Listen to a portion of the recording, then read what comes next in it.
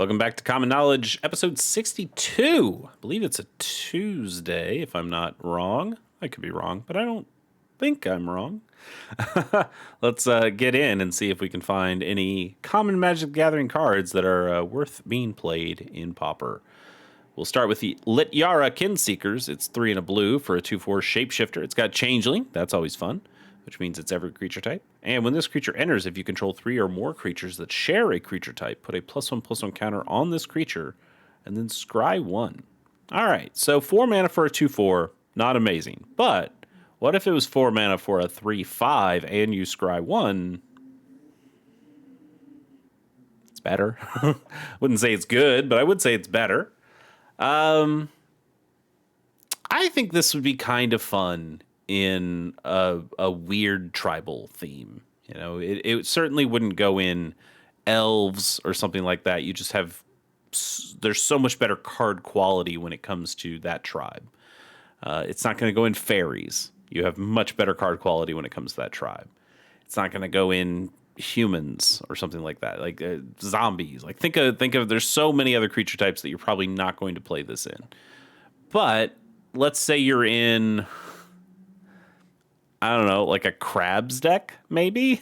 Maybe this goes in the top end of your crabs deck. You know, you're putting down your hard evidence, your big 0/3s out there early in the game.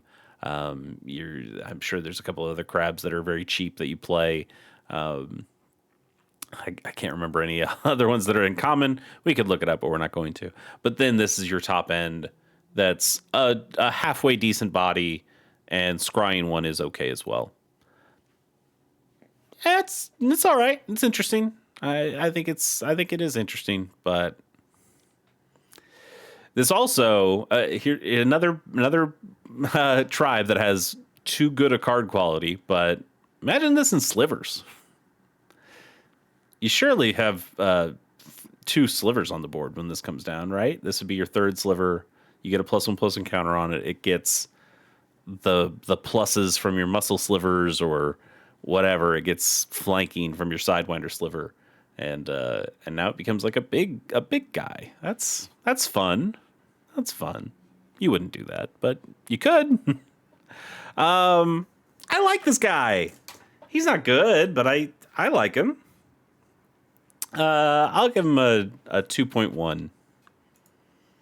Better than he deserves, but makes me happy. Next up is Foggy Swamp Hunters from Avatar, which is the latest set. As of this point, I don't know. I've got so many of these in the can that we're in January at this point. Is Lorwyn out yet? I don't think Lorwyn's out yet, but it's probably pretty close. Foggy Swamp Hunters is 3 and a black for a 3/4 human ranger ally. As long as you've drawn 2 or more cards this turn, this creature has lifelink and menace. We put out maybe about a month ago at this point is the Avatar. I did like a whole thing where I looked at all the commons in both Avatar: The Last Airbender and the Avatar Jumpstart set, and just took a look at all the commons, didn't score them at all. So I've seen this card before, and I think I remember commenting that this is okay, but it's just not good enough for anything. 4 mana for a 3/4 is not terrible.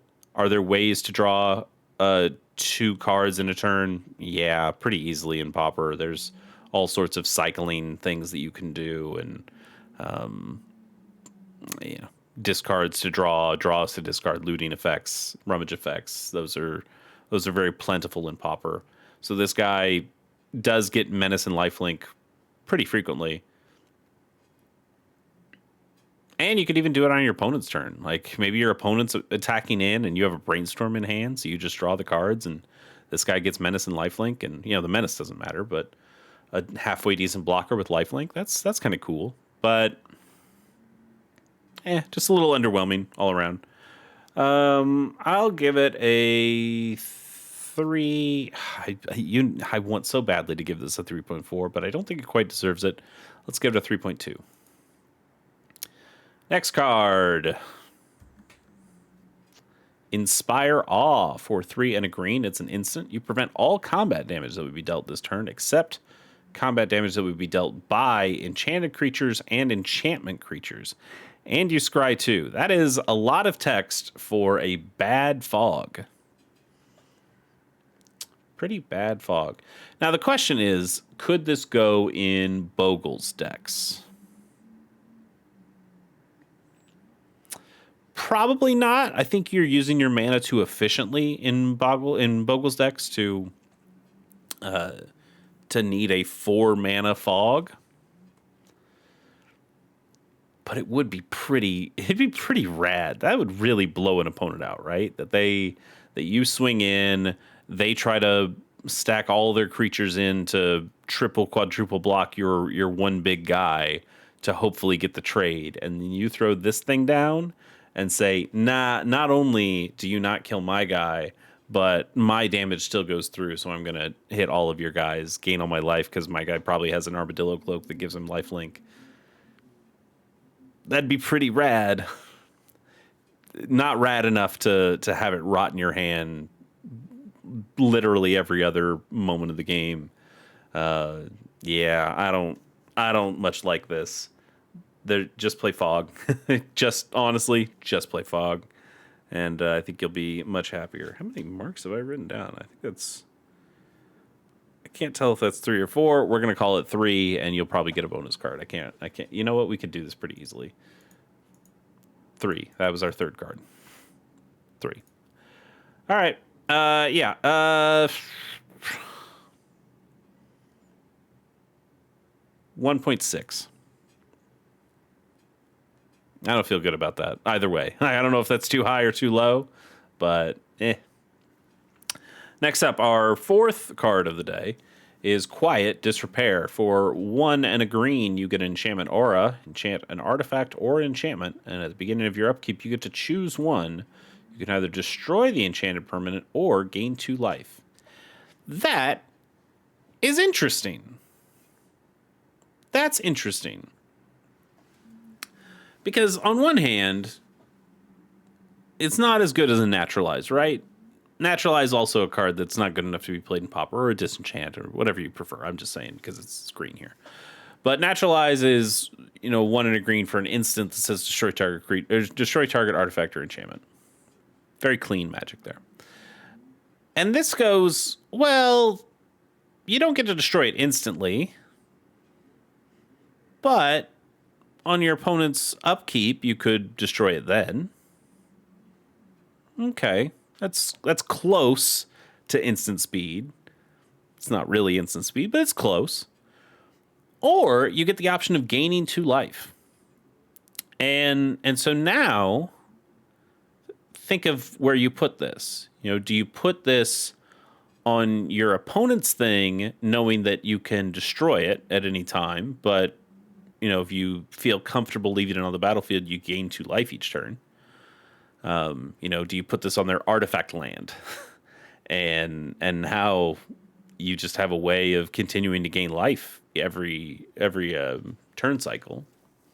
You put it on not their bridge, because the bridge is indestructible, but if you put it on like a Vault of Whispers or something, you get to choose when you destroy that land. Although at their upkeep, they can tap that land for mana if they want to play it at instant speed.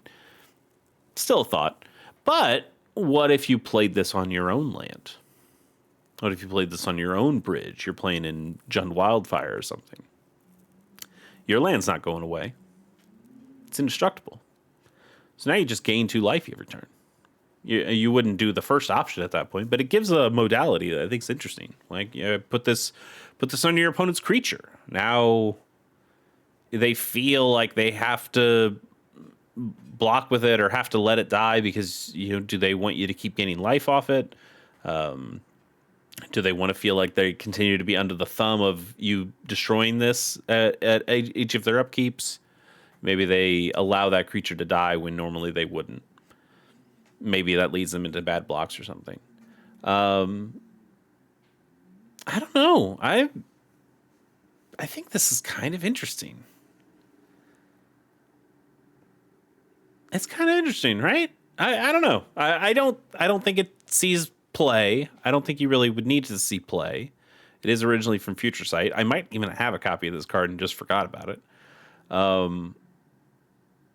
don't know. I'm going to give this a halfway decent score because I'm not sure. Because I'm honestly just not sure. I'm going to give this a 4. Yeah, I'm going to give this a 4. I think it's interesting. You know what? I'm even going to buy myself some copies of this card because I think it's interesting. Quiet Disrepair. Not sure what deck I'm going to put it in. I don't know if John Wildfire actually wants it, but I like it. All right, on to our next card of the day. While I continue to ponder Quiet Disrepair. Whenever the there we go. Cathari Screecher is 2 and a blue for a 2/2 flying bird soldier. And it also has Unearth for 2 and a blue. So you can return this card from a graveyard to the battlefield. It gains haste. Then you exile at the beginning of the next end step. Or if it would leave the battlefield, it also gets exiled. And you unearth only as a sorcery. So it's a Windrake. But it's a Windrake that can come back. So it's better than Windrake. But it also looks terrifying. Like, Windrake is a beautiful card. maybe not that version. It's all right, but like look at all these cool looking Windrakes. You know, this guy is my favorite one, the Tempest one, but the Portal one that goes into all of these starter sets and 6th edition, that kind of stuff. Like that also looks really nice. I kind of like the 7th edition that shows up in a number of ones. I like that one's okay too. Like there's some cool Windrakes out there, and you know that one's just big fan of this one. But I don't want to play that on my deck. I don't want to look at that card. I don't want to. I mean, it's well made. I'm not here saying Pete Ventures did a bad job, but I do not want to look at this horrifying thing in my deck. And the good news is Windrake, even a Windrake with Unearth, still not all that great. I think we can pretty comfortably give this a 2.2 and move on. Did I?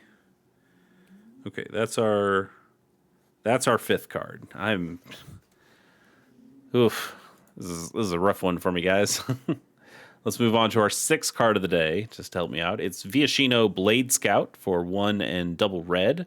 It used to be a 2/1 Viashino Scout, but now it is a 2/1 Lizard Scout. It's got Flash, which means you can cast it at any time you can cast an instant. And when this creature enters, target creature gains first strike until end of turn. So, kind of cool. Kind of a little combat trick here, but on a body. You know, whether you're using this guy as a blocker itself to have it be a 2/1 with first strike for that turn, or it comes down and you get a bigger blocker to get first strike. That could be pretty cool as well. I don't hate it. I don't know if it's good enough to really see play, but it's a cool little trick nonetheless. I'm going to give it a 3.1. Cute card. Also Time Spiral, so always happy about that. Gruesome Deformity is a single black mana for an enchantment aura. It enchants a creature. Enchanted creature has Intimidate, so it cannot be blocked except by artifact creatures and or creatures that share a color with it. This is in black, so I would just call this Fear at that point. That is what Fear is, but Intimidate is the non-black specific mechanic. So it's Fear just as something that could work with any. Oh, actually, is that the case? Yeah. That is the case. It's artifact creatures. I thought it might say colorless creatures, but no, it is artifact creatures. So this is just Fear. They phased out Fear because it was maybe a little too good and also a little too specific to black. And then they tried Intimidate, and I guess Intimidate didn't really work for them either. So they just kind of don't make this mechanic anymore. But I think it's a neat one that has some pretty good uses. Do I think a single mana to give a creature Intimidate is all that good? Not really. In fact, I think There's a... Is it just called Fear? I think it's double black. But yes, I believe Fear is... Did we skip it? No, no. There it is. Yep. Fear gives a creature fear for double black. Maybe that goes in your mono black devotion. Still probably not. But so I guess this is a strict upgrade to fear, in that it costs half as much. Without giving it a power toughness boost, without being able to put it in a flash speed, I think this really just signals to your opponent, kill this guy immediately, and then they will, and then you'll feel bad about it. And I don't think that's quite good enough for what you want here. Let's go ahead and give this a...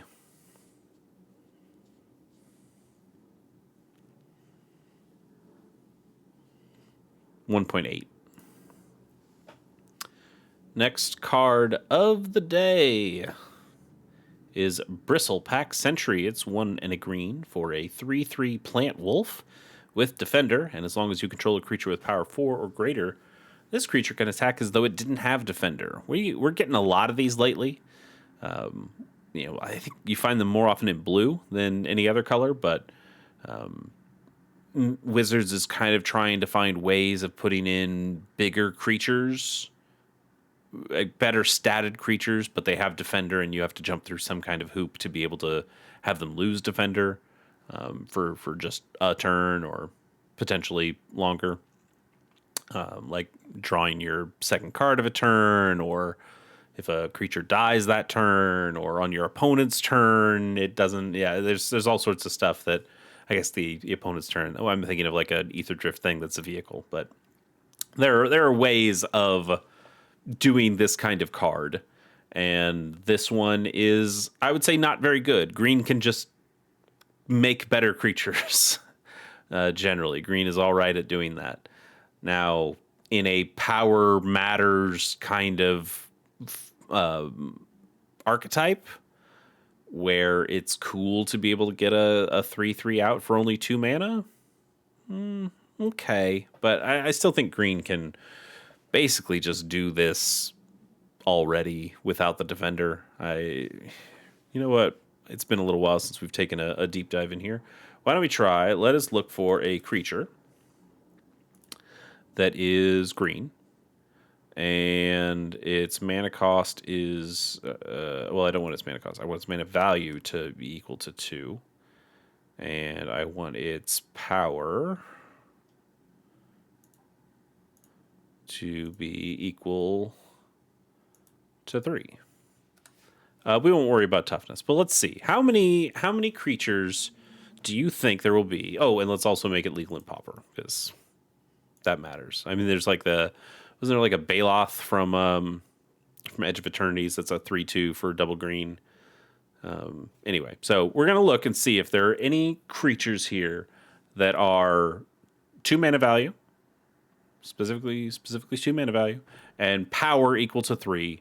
Toughness, we can say, can be variable here, but I'm gonna say in all of Magic history, and we're gonna look for the ones that don't have Defender, but we'll put up all of them anyway. I'm gonna say there's gonna be 70. That might be high. 17. Okay, well, I was a little bit wrong. And we'll check this out here. This one has Defender. This one we just saw that has Defender. That one has Defender. That one has Defender.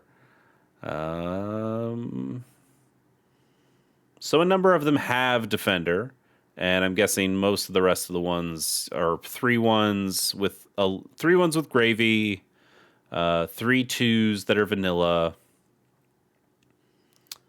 3/1 with Gravy, 3/2, but it bounces a thing. That one bounces from your graveyard to your hand, though. That's kind of interesting, and it's a worm. I've seen that guy before. I like worms, but yeah, Defenders 3/2. Yeah, okay. So they're all about what we've seen. There's a battlefield. Each player discards a card. Each player discards a card can search. Okay. All right. I was wrong. I was wrong. I thought green was going to be able to have more of these kinds of effects. Now, if we go back in here and I say, what if it's not Pauper? We're going to find that Baloth. I want to see that guy. This guy, Frenzied Baloth, which is just a 3/2, no defender, trample haze, can't be countered, does a lot of crazy stuff. But I suppose it makes sense that there aren't as many in Pauper. All right, so I was a little bit wrong. I still don't think this guy's all that great. I think you can find much better options. You can ramp into better stuff in green. As a blue card, it wouldn't have the power 4 or greater text. That's a very green thing to do. But it's just not very good generally. Don't spend as much time as I have thinking about this card. Let's give it a 1. I'm going to give it a 2. I'm going to give it a 2 and move on because we've taken way too much time on Bristlepack here. Nexus Wardens is 2 and a green for a 1/4 Satyr Archer. It's got reach, and it's also got Constellation. Whenever an enchantment you control enters, you gain 2 life. Normal. Pretty normal. The 1/4 is nice, but I'd rather have a 1/3 that costs 2 mana instead, which I don't know. Yeah, it's just kind of normal, a little bit boring. The life gain is all right, but how many enchantment heavy decks can you think of that aren't Bogle's decks? Bogle's doesn't want this card. I don't think you get enough enchantments to make the value out of this and anything else. Let's give this a 2.2. And then our final card of the day is Daring Thunder Thief from Thunder Junction. We got a lot of newish cards this time. It's 3 and a blue for a 4/4 Turtle Rogue. It's got flash, but it enters tapped. That's cute. That's cute. So it's a fast turtle. So even though it has flash speed, it enters play tapped. That's a fun way of making a blue creature strong, like having strong stats on a blue card. We were just talking about it with Bristlepack. You know, blue has lots of ways to have, hey, here's this relatively decent statted guy, but it's got defender, and to lose defender, you have to jump through a hoop or two. And this is a fun way of going, hey, you know, blue can still get like a decent 4/4, but we need to find a way to just trip you up a little bit. And I like being a turtle that it enters play tap. Now it enters flash speed, so you flash it in at the end of opponent's turn.